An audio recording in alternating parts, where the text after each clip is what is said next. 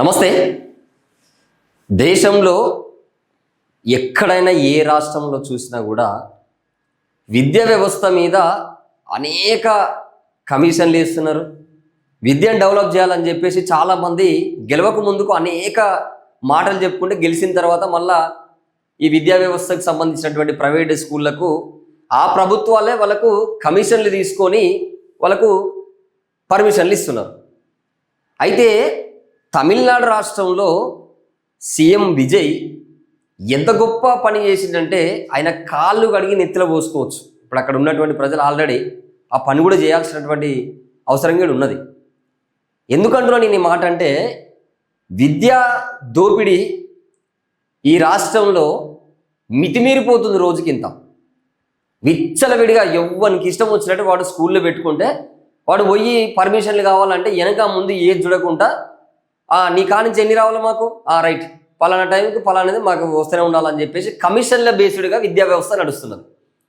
Government ప్రభుత్వ పాఠశాలలు పట్టించుకోలేనటువంటి ఈ ప్రభుత్వము పెద్ద పెద్ద డైలాగులు కొట్టుకుంటూ అధికారంలో రాకముందుకు ఎన్నో మాటలు చెప్పుకుంటా, మీరు ఎన్నికల టైంలో మేము ఇది ఫ్రీ ఇస్తాం, మేము అది ఫ్రీ ఇస్తాం అని చెప్పి, మరి దమ్ము ఉంటే విద్యని ఫ్రీ ఇస్తారా అని చెప్పేసి ఎప్పటి నుంచో కూడా అడుగుతున్నారు తెలంగాణ రాష్ట్రంలో ఉన్నటువంటి కొంతమంది. అయితే ఇప్పుడు తమిళనాడులో ఈ ఉన్నటువంటి అన్ని రాష్ట్రాల్లో ఉన్నటువంటి ముఖ్యమంత్రులకు తమిళనాడు సీఎం ఒక జలక్ ఇచ్చిండు.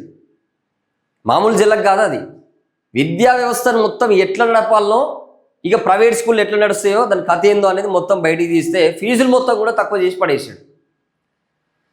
ఇక కొంతమంది ఏంటంటే ప్రభుత్వ పాఠశాలల్ని మనం పంపించాలి, మన పిల్లల్ని ప్రభుత్వ పాఠశాలని మనం వాటిని మంచిగా చేయాలి, మనం బలోపేతం చేయాలి, ప్రభుత్వ పాఠశాలల్ని మనం చదివించాలని చెప్పేసి చాలామంది చెప్తున్నారు. మరి ప్రభుత్వ పాఠశాలల్లో డిజిటల్ క్లాసులు ఉన్నాయా? ప్రభుత్వ పాఠశాలల్లో ఇంగ్లీష్ టు ఇంగ్లీష్ మాట్లాడుతురా పిల్లలు? ప్రభుత్వ పాఠశాలల్లో చక్కగా స్టాఫ్ ఉంటున్నారా? ప్రభుత్వ పాఠశాలలో చెప్పేటటువంటి టీచర్లకు జీతాలు చక్కగా ఇస్తున్నారా ఈ ప్రభుత్వం? అసలు గవర్నమెంట్ బళ్ళని పట్టించుకునే ప్రయత్నంలో ఉన్నాయి ఈ ప్రభుత్వాలు. మరి ఎందుకు గవర్నమెంట్ బడిలో చదువుకున్నటువంటి పిల్లలు ఇంగ్లీష్ మీడియం చదువుకుంటారు గవర్నమెంట్ స్కూల్లో, ప్రైవేట్ స్కూల్లో చదువుకునేటటువంటి పిల్లలకి ఎంత తేడా ఉంటుందంటే భూమికి ఆకాశానికి ఉన్న తేడా కనబడుతుంది. మళ్ళీ దీనికి ఏమంటారంటే, చాలామంది ఉన్నారు అక్కడెక్కడ చదువుకున్న వాళ్ళు ఇంగ్లీష్ టు ఇంగ్లీష్ మాట్లాడుతున్నారు. నేను ఇంగ్లీష్ టు ఇంగ్లీష్ మాట్లాడేవాడు ప్రైవేట్ స్కూళ్ళల్లో మొత్తం మాట్లాడతారు, అలా ఉన్న పిల్లల్ని మొత్తం మాట్లాడతారు వాళ్ళు. కానీ ప్రభుత్వ బడిలో ఎవడైతే కొంత తెలివి కల్లోలు ఉన్నాడో, వాళ్ళ ఇంట్లో అమ్మ నాయన కొంత తెలివి కల్లోలు ఉండి, లేకపోతే పుట్టుకతోనే కొంతమందికి తెలివితేటలు ఎక్కువ ఉంటాయి, వాళ్ళ జీన్స్ ఎఫెక్ట్, కొంతమంది తెలివితేటలు ఎక్కువ ఉంటే వాళ్ళు కొంత చదువుని ఇమిడించుకొని వాళ్ళు మాట్లాడగలుగుతారు. కానీ అందరి విషయం మాట్లాడుతున్నారు. ఈరోజు ఇదే హైదరాబాద్ మహానగరంలో ఒక ఉద్యోగం చేసుకోవాలని అంటే వితౌట్ ఇంగ్లీష్, వితౌట్ జాబ్ అని, స్పోకెన్ ఇంగ్లీష్ లేకుండా, నీకు కమ్యూనికేషన్ స్కిల్స్ లేకుండా, నీకు బ్యాక్గ్రౌండ్ ఇంగ్లీష్ లేకుండా నీకు ఎక్కడ కూడా జాబులు లేనటువంటి పరిస్థితి. మరి దీనికి అంతటికి కారణం ఎవరో తెలుసా? వేల సంవత్సరాల నుంచి వెళ్ళి ఎవడు అధికారంలోకి వచ్చినా విద్యను ఎందుకు ఈ ప్రజలకు అందిస్తలేరు అని అంటే ఇక్కడ దోపిడీ జరుగుతూ ఉన్నది. ఇదంతా కూడా విద్యని డబ్బులకి వీళ్ళు అమ్ముతున్నారు. విద్యా వ్యవస్థను మొత్తం కూడా నాశనం చేసే కాడికి తీసుకొచ్చారు. ఇలా చూడండి, ఒక మధ్యతరగతి కుటుంబంలో ఉన్నటువంటి, ఒక నిరుపేద కుటుంబంలో ఉన్నటువంటి ఒక వ్యక్తి ఒక స్కూల్కి పంపించాలని మనకి ఆశలు ఎన్నో ఉంటాయి. ప్రైవేట్ స్కూల్కి పంపించాలి, నా కొడుకును మంచిగా చదివించాలి, నా బిడ్డను మంచిగా చదివించాలి, వాళ్ళు మంచి మంచి జాబులు చేసుకోవాలి, వాళ్ళు మంచిగా పోయి వాళ్ళు అమెరికా, లండన్ దేశాలలో వాళ్ళు మంచిగా ఉండాలని చెప్పేసి వాళ్ళు అనుకుంటా ఉంటారు. కానీ ఏం జరుగుతుంది ఇక్కడ? సినారియో మొత్తం మారిపోతుంది. 20,000 కానించి మొదలు పెడితే ఆ పైననే ఇక 30,000, 40,000, 50,000, లక్షలు లక్షలు లక్షలు తప్ప ఈ దోపిడీ చేసుకుంటా మొత్తం విద్యా వ్యవస్థను మొత్తం కూడా ఆగం చేసినటువంటి పరిస్థితి, భ్రష్టు పట్టిస్తున్నటువంటి పరిస్థితి. అయితే ఈ ఈ విద్యా వ్యవస్థలకు మొత్తం ధీటుగా ఇక ప్రభుత్వ బడులు ఎట్లా నడపాలో, ఎందుకు నడవో చూస్తా అని చెప్పేసి మరి ఎట్లా తీసుకున్న నిర్ణయం తమిళనాడు సీఎం విజయ్ అయితే ఒక కీలక నిర్ణయం తీసుకుంటూ the Tamil Nadu fee determination committee fee structure అని చెప్పేసి 2026-27కి సంబంధించినటువంటి స్ట్రక్చర్ చూడండి ఒకసారి. దిమ్మ తిరుగుతుంది ఇక్కడ ఉన్నటువంటి ఈ ముఖ్యమంత్రి కావచ్చు, లేకపోతే ఇంకా వేరే ముఖ్యమంత్రులు కావచ్చు, పక్క రాష్ట్రాల ముఖ్యమంత్రులకి ఎల్కేజీ నుంచి యూకేజీ వరకు 16,640 రూపాయలు మాత్రమే. ఎల్కేజీ నుంచి యూకేజీ వరకు ఈ రెండు కలిపి రూపాయలు మాత్రమే ఈ తరగతులకి. ఒక్క రూపాయి కూడా ఎక్కువ కట్టేది లేదు. ఒకవేళ అడిగినా కూడా వానికి కావాల్సిన చర్యలు తీసుకుంటారు అక్కడ. ఇక పోతే 1వ తరగతి నుంచి వెళ్ళి 5వ తరగతి వరకు 18,635 రూపాయలు మాత్రమే. బా ఏం నాలెడ్జ్ అసలు, ఎట్లా తీసుకున్నాడు ఇదంతా? ఈ ఫిగర్ ఎవరు తయారు చేసి ఇచ్చారు? ఇంత ప్రణాళికబద్ధంగా ఎట్లా పోతున్నాడు? ఒక్కసారి గిన్నెను చూసి ఇక్కడ ఉన్న వాళ్ళు తెచ్చుకోవాలి, కొంచెం తెచ్చుకోరు జర ప్లీజ్. అరే గింత మంచిగా ఏం చేస్తున్నాడు మీరు? వామో, మీరు ఫస్ట్ కాంచే పొలిటీషియన్స్గా, మీ సుటరికాలు పొలిటీషియన్లే, మీ చుట్టాలు పొలిటీషియన్లే, మీ బంధువులు మొత్తం, మీ కుటుంబానికి సంబంధించినటువంటి మొత్తం మీరంతా పొలిటీషియన్ల కుటుంబాల నుంచి వచ్చిన వాళ్ళే కదా. మరి మీరు పొలిటీషియన్ల కుటుంబాల నుంచి వచ్చిన వాళ్ళు, నిన్నమన్న సినిమా ఇండస్ట్రీ నుంచి వచ్చినటువంటి విజయ్ 2 సంవత్సరాలు పార్టీ పెట్టి ముఖ్యమంత్రి అని, ఎంత అద్భుతమైనటువంటి ప్రణాళిక ఇది. గిన్నెను చూసి తెచ్చుకోవాలంటున్నాం. కొంచెం కనీసం ఆలోచన కన్నా మీకు చిక్కదో ఎంత మంచి ప్రణాళిక ఇది. ఇక పోతే 5వ తరగతి నుంచి వెళ్ళి 10వ తరగతి వరకు 20,635 రూపాయల నుంచి మొదలు పెడితే 22,965 రూపాయలు మాత్రమే. ఇక అంతకంటే ₹1 కట్టేది లేదు. ఇక్కడ ఇంత క్లియర్గా ఇచ్చింది చూడండి. అసలు దిల్దార్, అసలు నీ అమ్మ దమ్ము ఉండాలి ఈ పని చేయాలంట, దమ్ము గట్స్ ఉండాలి అసలు ఈ పని చేయాలంటే. ఎందుకంటే ఇగో మళ్ళా ఇంటర్ ఫస్ట్ ఇయర్ నుంచి సెకండ్ ఇయర్ వరకు 25,825 రూపాయలు మాత్రమే.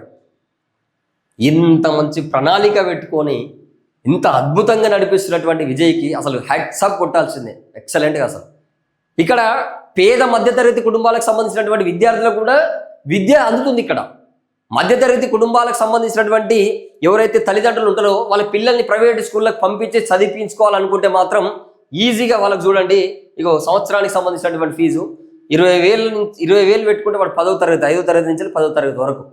ఎంత అద్భుతమైనటువంటి ప్రణాళిక. మరి ఈ తెలంగాణలో బీఆర్ఎస్ ఉన్నప్పుడు ఈ విద్యను మొత్తం ఈ పైసలు దోపిడీ చేసారు, విద్యా వ్యవస్థను మొత్తం నాశనం చేసారు. ఇప్పుడు కాంగ్రెస్ పార్టీ వచ్చాను ఉద్ధరించిందంటే వీళ్ళు కూడా అదే పని చేస్తారు. ఎందుకనంటే వీళ్ళే కదా ప్రైవేటు పాఠశాలలకు రిబ్బన్ కట్లు చేసేది, వీళ్ళేగా, ఈ పాలకులే కదా. వాళ్ళకు పర్మిషన్లు ఇచ్చి అడ్డగోలిగా ఎవరిని అమ్మ ఒకటి ఈ సాగర్ రింగ్ రోడ్ నుంచి వెళ్ళి లోపలికి ఒకటి ఉంటుంది స్కూల్, ఆ స్కూల్ పేరు ఇప్పుడు నేను దానికి ఒక సందర్భం సమయం వచ్చినప్పుడు చెప్తాం.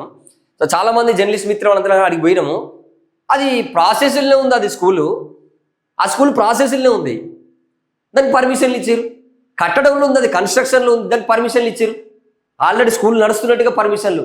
అంటే ఎంత మోసం చేస్తుందో చూసారు ఇక్కడ ప్రభుత్వాలు. అంటే వీళ్ళకు కమిషన్లు కావాలా, వీళ్ళకి పైసల కోసం ఈ ప్రజల్ని మొత్తం కూడా విద్య అందనీయకుండా చేస్తే వీడు చదువుకోడు, మామూలు చదువుకోడు. ఇక వీళ్ళకి విద్యను అందియకపోతే మళ్ళీ వీళ్ళు ఎన్నో ఒక జీతాలు చేసి కూడా బతకాల్సినటువంటి పరిస్థితి. అంటే మళ్ళీ భారత రాజ్యాంగం రాకముందుకు 1950కి ముందు ఉన్నటువంటి జీవితాలు, 1950 భారత రాజ్యాంగం అమల్లోకి వచ్చిన తర్వాత కూడా ఈ ప్రజల బతుకులు మారకపోతే ఇక మీరు ఎందుకు ఈ రాజకీయాలు చేసేది? ఎందుకు ఈ బోగస్ మాటలు చెప్పుకుంటూ తిరిగేది? ఎవరు రాగం చేస్తారు మీరు? ఎంత నమ్మి మిమ్మల్ని ఓట్లేస్తారు కదా ప్రజలు. అవతలోడు ఏం చేయలేదు, వాడు అది ఇది అని చెప్పేసి పెద్ద పెద్ద తీసుమార్కాలు మాటలు చెప్తారు, బాగానే ఉంది, మంచిగా ఉంది, దండం పెడతాం, మీరు మంచోళ్ళే అనుకుంటాం. మరి ఏది మీరు చేసింది ఏందా? ఉత్త పుణ్యాన్ని నమ్మించిరుగా, ఆగం చేసిరుగా, మొత్తం ఎవరిని పట్టించుకోకుండా ఆగం చేసిరుగా. రాష్ట్రంలో మీకు నచ్చింది మీరు ఏం చెప్తే అదే వేదం అనుకుంటే తిరుగుతున్నారు కదా. మరి ఈ దమ్ము ఉంటే ఇది ప్రకటించండి. ఒకసారి ఆయనను కలిసిరండి, లేకపోతే విజయ్ని కలిసిరండి. ఎట్లా చేసినావా అన్న, జర చెప్తాముడు అంటావా లేకపోతే అన్న అంటావా, పోయి మాట్లాడు దీని మీద. ఎంత మంచి అద్భుత ప్రణాళిక ఇచ్చింది కదా. అసలు ఎంత ఇంటలెక్చువల్ పనులు చేస్తుండే అసలు విజయ్, ఎక్సలెంట్ పనులు చేస్తుండే కదా. స్కూల్ డ్రెస్ వేసుకున్న ఎవరికైనా సరే బస్సు ఉచితం చేసి పడేసాడు. దమ్ము ఉండాలి కదా, అది ప్రకటించడానికి కూడా, పథకం పెట్టడానికి కూడా దమ్ము ఉండాలి కదా. ఒకవేళ ప్రభుత్వ అధికారులు ఎవరైనా సరే, ప్రభుత్వానికి సంబంధించినటువంటి ఏ ఒక్క ఆఫీస్ అయినా సరే, ఆ ఆఫీసులలో లంచం తీసుకున్నాడు అనుకో, ఎవడన్నా 100 రూపాయలు తీసుకున్నా సరే వాడిని వట్టిరి ₹1,00,000 బహుమతి ఇస్తా అని చెప్పేసి పెట్టిండు. ఇది పెడతారా ఎవడన్నా? ఇది ప్రకటించండి. ఇది ఒక సీఎం, ఒక హూందాతనం, ఆ పదవికి ఉన్నటువంటి ఒక బాధ్యత, ప్రజల పట్ల ఆయనకు ఉన్నటువంటి ఒక మంచి అభిప్రాయం. అసలు ప్రజల్ని ఎంత ప్రేమిస్తే ఆ పని చేస్తారు. కాబట్టి మీరు ఇప్పటికైనా కొంచెం ఆలోచన చేయండి దీని మీద. బాధపడుతున్నారు సార్. తెలంగాణ రాష్ట్రంలో ప్రజలు చదువు లేక, విద్య కరెక్ట్ అందక, ఈ సాలిసలని బతుకులతోనే చాలా దరిద్రమైనటువంటి బతుకులు బతుకుతున్నారు సార్. తెలంగాణ రాష్ట్రంలో ప్రజలకు కరెక్ట్ 3 పూటలు తిండి లేనటువంటి పరిస్థితి. ఒక్కొక్క కుటుంబం పొద్దుగాల నీళ్ళు తాగితే నైట్ పండుకున్నప్పుడు గిన్నె మెతుకులు తిని అన్ని గిన్నె నీళ్ళు పోసుకొని తిని బతుకుతున్నారు. ఎట్లా మారాల వాళ్ళ బతుకులు? దీని మీద ఆలోచన చేయండి. మీ కోట్ల రూపాయలు, మీ లక్షల కోట్ల రూపాయలు మీరు యాడ నుంచి తెచ్చుకుంటారో మొత్తం మీ కమిషన్లతోనే బతుకుతున్నారు తప్ప ఈ రాష్ట్రంలో ఉన్నటువంటి ప్రజల్ని పట్టించుకునే నాదులు లేదు. ఇక మళ్ళా వీళ్ళు ఇట్లా ఉన్నారంటే మళ్ళీ అధికారంలో వచ్చేటోడు కూడా గదే చేస్తాడు. కాబట్టి హ్యాట్స్ ఆఫ్ విజయ్ అన్న, అసలు నువ్వు మామూలుని కాదు. నీ ప్రణాళిక, నువ్వు వెయ్యే తీరు, నీ కథ మొత్తం కూడా అసలు దేశంలో ఒక సంచలనంగా మారుస్తున్నావు. అసలు ఎక్సలెంట్. అసలు నువ్వు తీసుకున్నటువంటి నిర్ణయం, మరి ముఖ్యంగా విద్య పట్ల నీకున్నటువంటి శ్రద్ధ, ఆ రాష్ట్ర ప్రజలకి నువ్వు అసలు ఈ ఇప్పుడున్నటువంటి ఈ తరుణంలో నువ్వు వాళ్ళకి దొరికినటువంటి ఒక అదృష్టానివి. కాబట్టి ఆ తమిళనాడు ప్రజలు చాలా అదృష్టం చేసుకున్నారు నిన్ను రాష్ట్ర ముఖ్యమంత్రి చేసి. కాబట్టి ఇక్కడ ఉన్నటువంటి ముఖ్యమంత్రి ఖచ్చితంగా ఈ విద్య మీద ఆలోచించి నీకేమంటుందంటే, ఇట్లా చేసే బదులు అసలు ఈ ప్రైవేట్ స్కూళ్ళకి మీరు పర్మిషన్ లేకుండా మొత్తం గవర్నమెంట్ వ్యవస్థనే మొత్తం మీరు ప్రభుత్వ పాఠశాలలకే మీరు పట్టం కట్టి, ఆ ప్రభుత్వ పాఠశాలలో కార్పొరేట్ స్థాయిలో మీరు ప్రభుత్వ పాఠశాలల్ని ఎంకరేజ్మెంట్ చేసి కావాల్సినటువంటి ఎన్ని వేల కోట్ల రూపాయల బడ్జెట్ కేటాయిస్తారో మీరు ఆ విధంగా పోతే తప్ప మీకు భవిష్యత్తులో రాజకీయాలకు మీకు అవకాశం ఉంటుంది ఇక్కడ. లేకపోతే తెలంగాణ రాష్ట్ర ప్రజలు ఖచ్చితంగా రానున్న రోజుల్లో అందరికీ బుద్ధి చెప్పినట్టే మీకు కూడా గదే గతి పడుతుంది.